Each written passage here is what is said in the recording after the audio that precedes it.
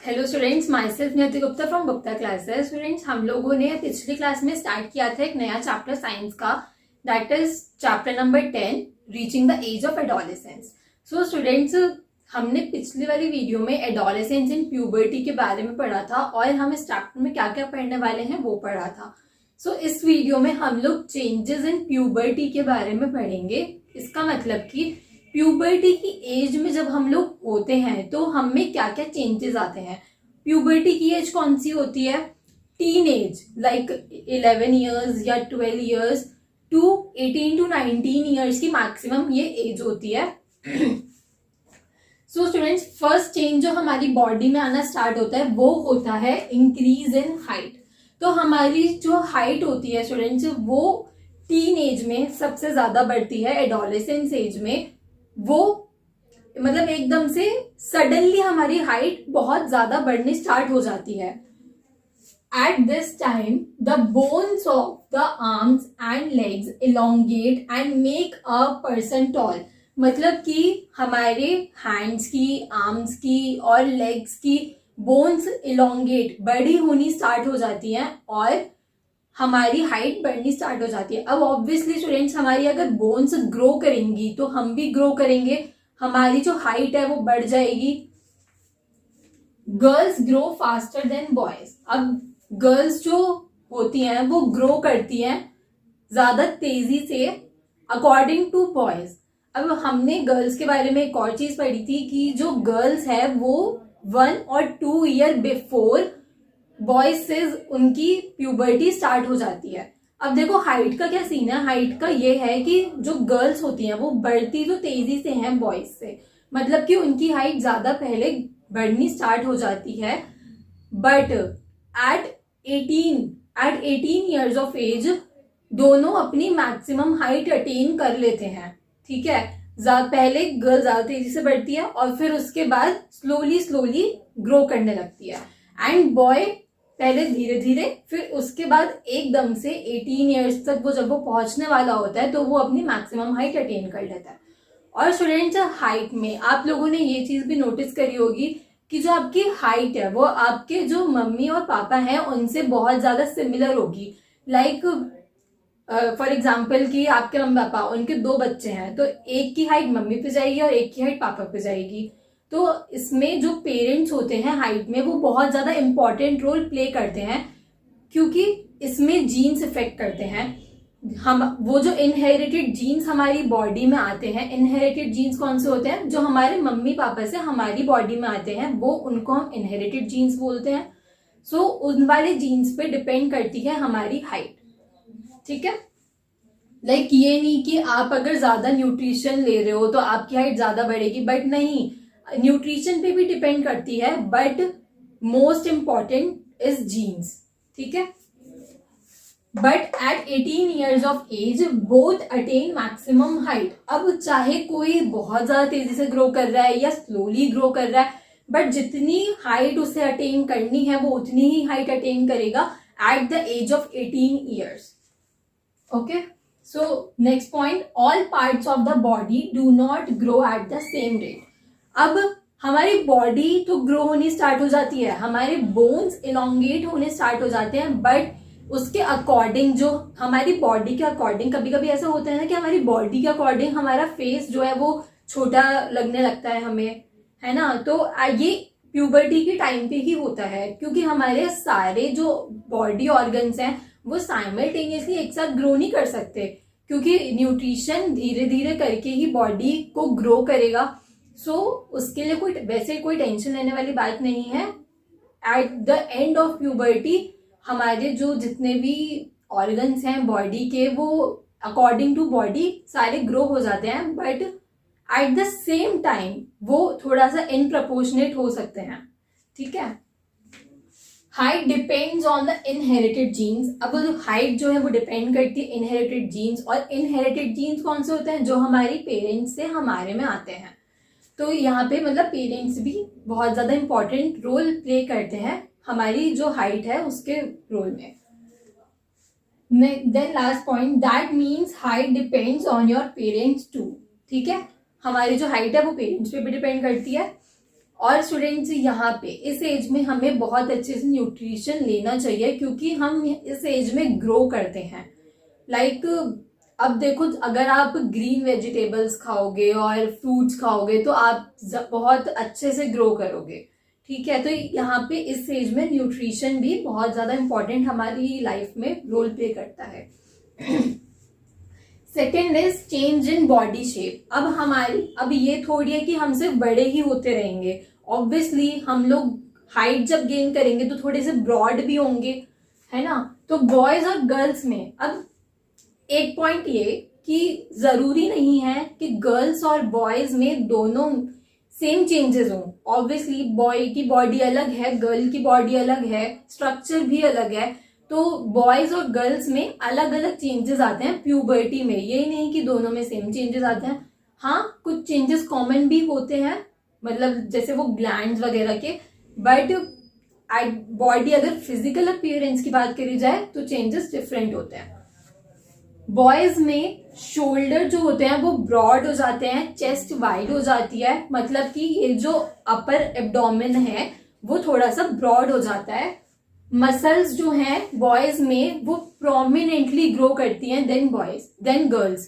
Prominently grow करना मतलब कि बहुत ही ज्यादा ग्रो करती है। आपने देखा होगा कि जो बॉयज होते हैं वो ज्यादा मस्कुलाइन होते हैं अकॉर्डिंग टू गर्ल्स। गर्ल्स ज्यादा मस्कुलिन नहीं होती हैं।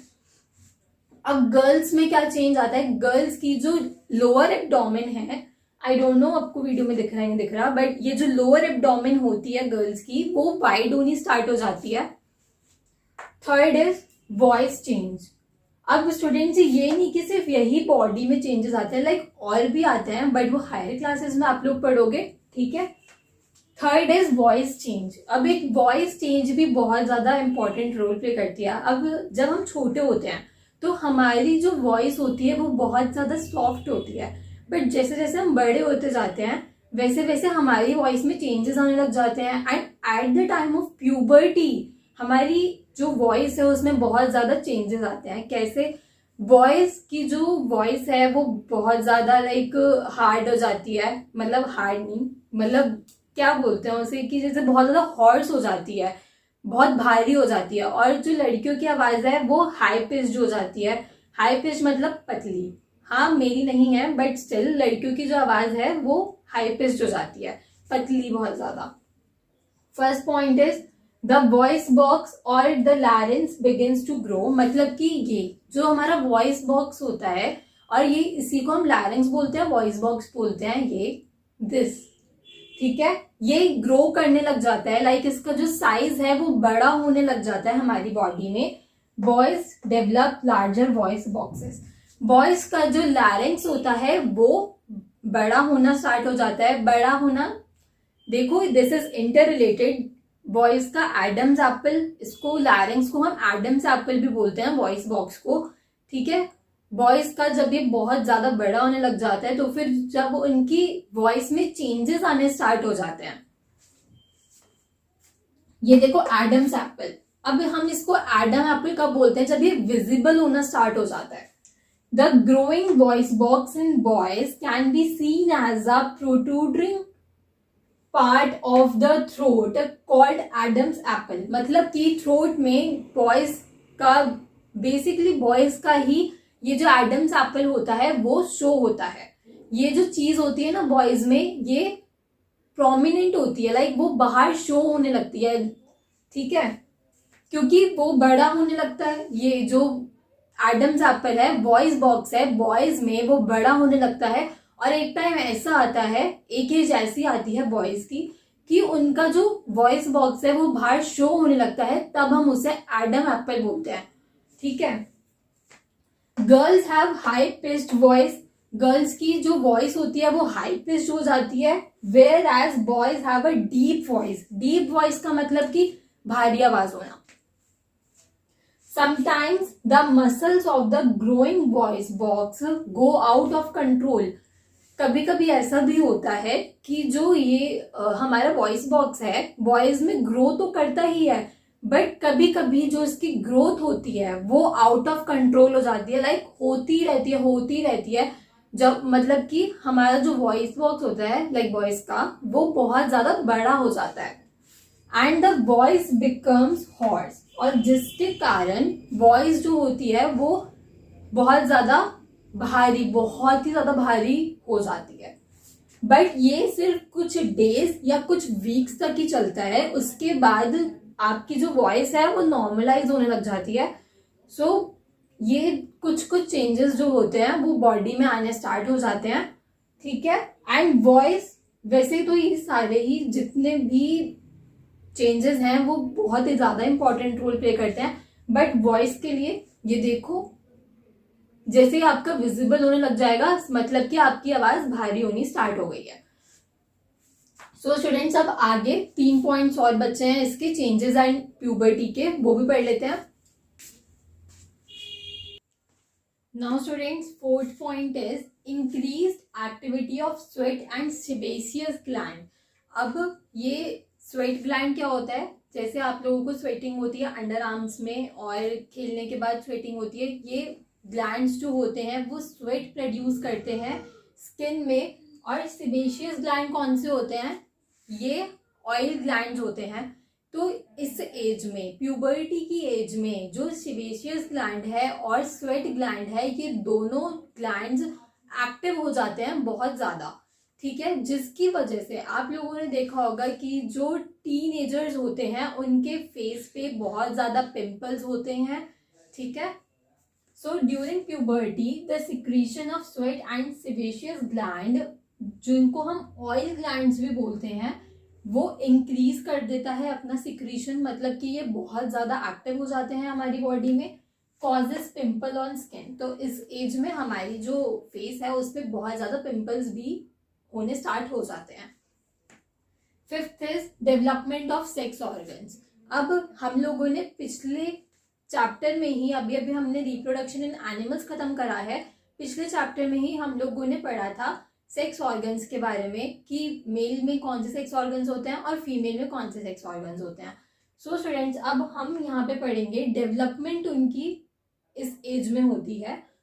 प्यूबर्टी में सेक्स ऑर्गन्स की डेवलपमेंट होती है, ठीक है। At puberty male sex organs like testis and penis, testis और पेनिस डेवलप होते हैं, डेवलप कंप्लीटली इस एज में आके, लाइक इन प्यूबर्टी में आके। जब प्यूबर्टी खत्म होती है उस टाइम पे जो मेल के टेस्टिस और पेनिस है वो पूरा का पूरा डेवलप हो चुका होता है, मेल का सेक्स ऑर्गन्स, ठीक है। Testis also begin to produce sperms, testis जो होता है वो स्पर्म्स प्रोड्यूस करने स्टार्ट कर देता है।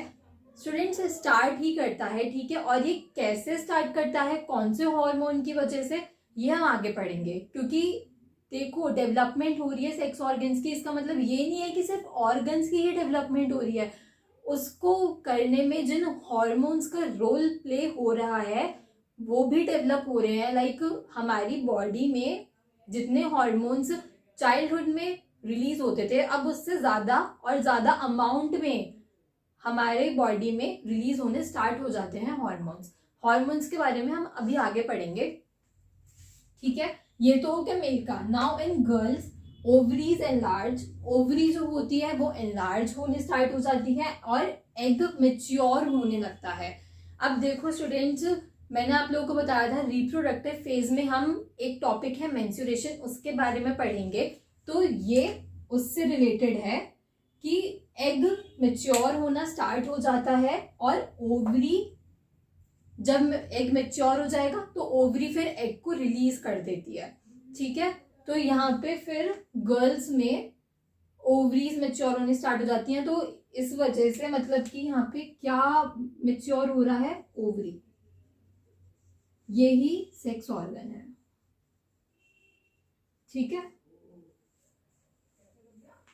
Now 6th, reaching mental, intellectual and emotional maturity. अब हमारी जो मेंटल, इंटेलेक्चुअल और इंटेलेक्चुअल क्या होता है, जिससे हम इंटरैक्ट करते हैं, ठीक है, एंड इमोशनल मेच्योरिटी, वो हमारे अंदर डेवलप होने लगती है। देखो स्टूडेंट्स, आप चाहे आपकी मतलब आप दिखने में कैसे भी हो, ठीक है, बट वो ज्यादा जरूरी नहीं होता, बट आपकी पर्सनालिटी कैसी है, आपने अपने आप को कैसे मेंटेन कर रखा है, by your thoughts, by your emotions, by your dressing sense, आप कैसे बन के रहते हो, दैट इज मोर इम्पॉर्टेंट। ठीक है, सो यहाँ पे हम उसी चीज के बारे में बात कर रहे हैं, द वे ऑफ थिंकिंग। आपका यहाँ पे इस एज में आके वे ऑफ थिंकिंग चेंज होने लगता है, आप लोग इमोशनली मेच्योर होने लगते हो कि भाई आप डीपली सोचने लगते हो बाय योर हार्ट, मतलब दिमाग से सोचने की बजाय ज्यादातर हार्ट से डिसीजंस लेते हो, मोर इंडिपेंडेंट देन बिफोर। अब इस एज में आके आप लोगों को क्या लगने लगता है कि हाँ भाई हम तो इंडिपेंडेंट हो चुके हैं, बट ऐसा भी कुछ नहीं होता। जितने आप पहले इंडिपेंडेंट होते हो उससे ज्यादा आप इंडिपेंडेंट हो जाते हो, बट इतने भी नहीं जितना हम अपने आप को फील करने लगते हैं कि हाँ भाई अब तो हम बड़े हो गए। And are also self conscious. अब सेल्फ कॉन्शियस का मतलब क्या होता है? Self conscious is equally to self obsessed, मतलब कि हम लोग जो होते हैं वो सेल्फ ऑब्सेस्ड होने स्टार्ट हो जाते हैं, लाइक हमारे बॉडी को लेके, हम मोटे तो नहीं हो रहे, और लाइक मैं तो बहुत ज्यादा हूँ, I am so self obsessed कि मैं कहीं से मोटी तो नहीं हो रही, तो हमारे अंदर वो चीज होनी स्टार्ट हो जाती है।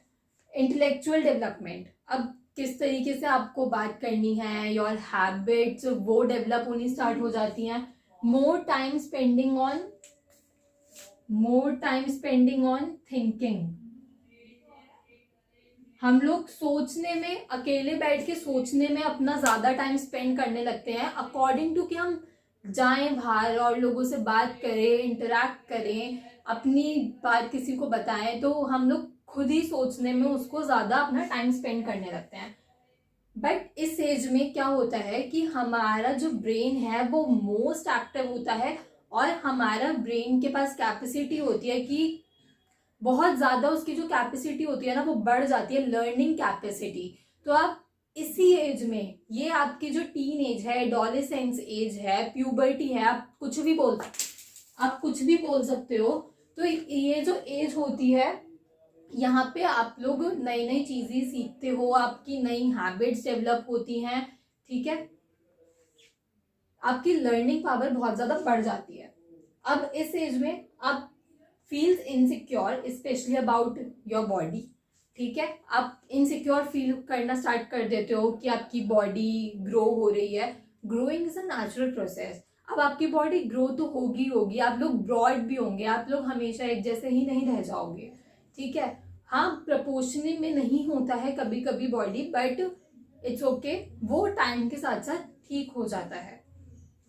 बहुत लोग होते हैं जो अपने आर्डम सर्कल को लेके बहुत ज्यादा इनसिक्योर होते हैं कि भाई या तो शो हो रहा है, नहीं शो हो रहा है, वो हर एक की अलग अलग इनसिक्योरिटीज होती हैं, बट इनसिक्योर नहीं होना चाहिए। This is the stage. अब ये एक ऐसी स्टेज होती है जहां पे ना तो आप बच्चे ही होते हो और ना आप अडल्ट एज में ही आते हो, आप लोग मिडिल एज में होते हो। ठीक है, तो यहाँ पे आप लोगों को ना तो हम बच्चा ही बोल सकते हैं और ना ही ये बोल सकते हैं कि हाँ भाई आप तो बड़े हो गए। So you are in the middle age जहाँ पे आप चीजें सीख रहे हो। ठीक है, तो यहाँ पे आप लोग जो अपनी हैबिट डेवलप कर लोगे वो आप करने लगोगे आगे तक। तो इस एज में आप लोगों को थोड़ी अच्छी हैबिट्स डेवलप करनी चाहिए। आपका जो बोलने का तरीका है और पर्सनालिटी मेंटेन करना, तो वो सब चीजें आप लोगों को अभी से सीख लेनी चाहिए। सो स्टूडेंट्स, आज की वीडियो में इतना ही। अब मैं जो नेक्स्ट वीडियो बनाऊंगी वो मैं डिफरेंसेस पे बनाऊंगी कि फिजिकल बॉडी, मतलब कि बॉडी में गर्ल और बॉय की क्या क्या चेंजेस आते हैं, तो वो डिफरेंसेस मैं आप लोगों को कराऊंगी। मैं वो डिफरेंसेस स्टूडेंट्स इस वजह से कराऊंगी क्योंकि कभी कभी होता है मैम पूछ लेती हैं कि भाई बॉयज और गर्ल्स में क्या क्या डिफरेंट चेंजेस होते हैं वो बताना है। वैसे इस वीडियो को देख के आप लोगों को समझ में आ जाना चाहिए कि दोनों में क्या क्या डिफरेंट डिफरेंट चेंजेस होते हैं, बट स्टिल मैं आप लोगों को एक बार खुद से कराऊंगी, तो वही लिखना। आज की वीडियो में इतना ही। आई होप आप लोगों को ये जो चेंजेस हमारी बॉडी में आते हैं वो समझ में आया होगा। स्टूडेंट्स, इस चैप्टर में ऐसा कुछ नहीं है जो समझने वाला हो, पहली बात तो, क्योंकि ये चीजें आप लोग भी अभी फेस कर रहे होंगे। ठीक है, मतलब कि आप लोगों के साथ ही सारी चीजें चल रही होंगी अभी। This is basis on daily life.